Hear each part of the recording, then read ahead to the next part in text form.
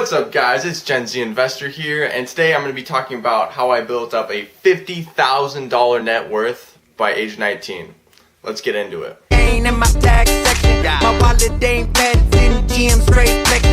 So there's essentially three ways or explanations as to why I have such a high net worth at such a young age. Starting off, we've got the income problem, the expenditures problem, and then the investment problem. So let's talk about the income problem. So most people at age of 16, 17, 18, 19, they take minimum wage jobs. So when I was 17, I've realized that in the state of California, we have a law against the federal minimum wage. So we get paid the California minimum wage plus tips or commissions. So I figured out that if I worked at a restaurant and bussed tables, I could earn $10 to $11 per hour plus $10 to $15 an hour in tips.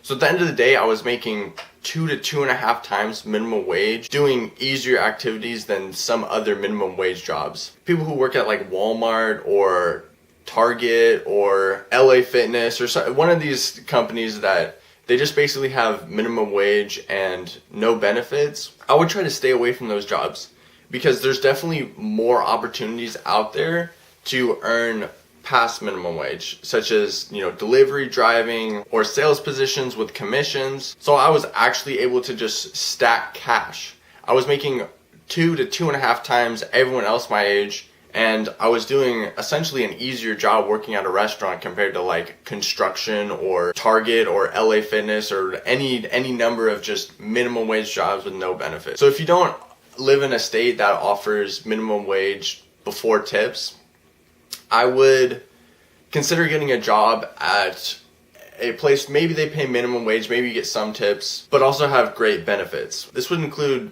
a place like Starbucks where they offer matching 401ks, they offer paid sick leave, they offer, time and a half on holidays. They also offer full tuition from Arizona State University. They have benefits built into it. So if you're looking to build wealth, you never want to do the minimum. If you do the minimum, unfortunately, you're never going to build wealth. So you want to pick a job that has an income stream of better than everyone else, whether that be through tips, commissions, or through benefits. So now let's talk about how I tackled the expenditures problem. So according to research, US Americans in 2017 only saved 2.5% of their disposable income. Now this is a huge problem, and I think it's mainly due to our culture. We're kind of taught at an early age to, consume. It's good to consume. It's good for the economy. However, this is essentially digging your own grave. If you're only willing to be the average and only save 2.5–3% of your disposable income, unfortunately, you're never gonna build wealth. When I was building wealth, when I was 17, 18, and 19, I was saving pretty much 85 to 90% of every dollar I made, which sounds a bit extreme. However, I understand the time value of money and how important it is to save young, because in the future, it'll be worth a lot more than it is today. So my top 3 ways on how I was able to keep expenditures very low. First of all, I still live at home. This is an important decision that I made, and I think it's one of the most important decisions that helped me build up so much wealth. So here in California where I live, essentially it costs about $800 a month if you want to live not with your parents. To me, that's a complete ripoff. So by choosing to move out, you're essentially burning $9,600 a year. And that's a huge reason on how I was able to build up $50,000 at 19. Because I didn't have to spend 10 grand a year. If you live at home until you're 21 compared to if you're 18, that's $28,800 that you'd save in present value terms, not including if you invested that, it would be even more in the future. So be very cognitive on your decisions you make, especially with moving out. I think it's an absolute horrible decision to move out when you're 18. This is a huge chunk of your income. So essentially living at home is my absolute favorite way and how I was able to build wealth at such a young age. So another tip is to know exactly what you're spending your money on.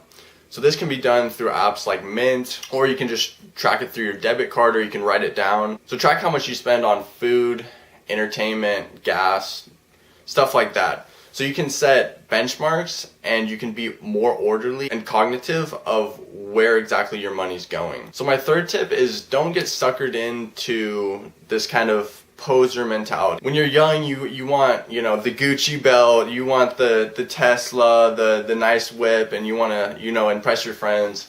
However, all that stuff will kind of leave you empty. Like, it'll be fun for a week or two, and then you realize that nobody cares and that it was essentially a huge waste of money. One of my friends took out, you know, a huge loan with like a 20% APR on a Mustang, and he ended up wrecking it. So it's it's a horrible idea to buy cars essentially at a young age. 2 years ago, I bought a $2,000 Saturn, and it's still running completely strong. Keep in mind that we want to be rich.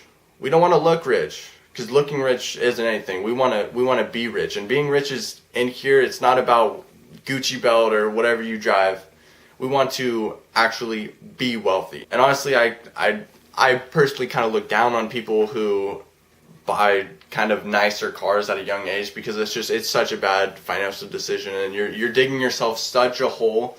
Because interest rates and insurance are so high when you're young. It just shows how ignorant you are on finance, really. So another classic example would be the coffee example, where people go to Starbucks and they spend $4 when they could, you know, make coffee at home and for 15 cents. That's my third tip, is be very cognitive on substitutions like coffee or waiting for movies to come out on Netflix and stuff that, you know, it really doesn't matter. You know, you're still consuming the same goods. It's just at a different time, or, you know, little tweaks to actually help you save money in the long run. Now, if you actually logically think about it, is it really worth it to pay 30 times more for that Starbucks drink compared to making it at home?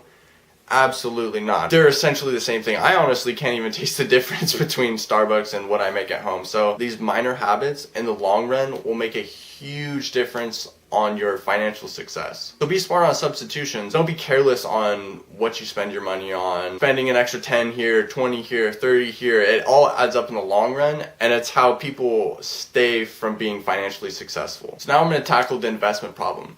Now the investment problem is kind of complicated. I'll tell you what I did when I was 18. I just opened up a mutual fund and threw money in there, and the stock market's done good the past year, so I've made decent returns. You know, so you can do that route. I would recommend, just if you don't know anything about stocks, I would just Google Fidelity or Vanguard mutual funds, and you can kind of just research what mutual funds will offer the best return for what you want. And that's exactly what I did. Is I just found the best Vanguard mutual fund, put a bunch of money in there, and saw decent returns. Or if you're more interested in actual individual investing, I would recommend Robinhood. That's what I use when I buy individual stocks. It's no commission trading, and it's a great way to build wealth for little to no costs. So in summarization, those are the three aspects that I nailed. I nailed the income. I figured out how to make 2 to 2.5 times the amount of income that everyone else my age was making. I stayed at home and I tracked what I spent my money on, as well as understood economic substitution to keep my expenditures low, as well as I invested in basic mutual funds and stocks that I researched and analyzed that I thought were undervalued. And that overall, those three things took me from zero to $50,000 in about 2 years. Compared to everyone my age, most people who are 19 have, you know, college loans, and they're, you know, have a negative net worth. So I'm very proud that I was able to achieve this, and I want to help other people to achieve the same financial success that I did. So this was Gen Z Investor. I hope you guys liked the video, and I will see you guys next time.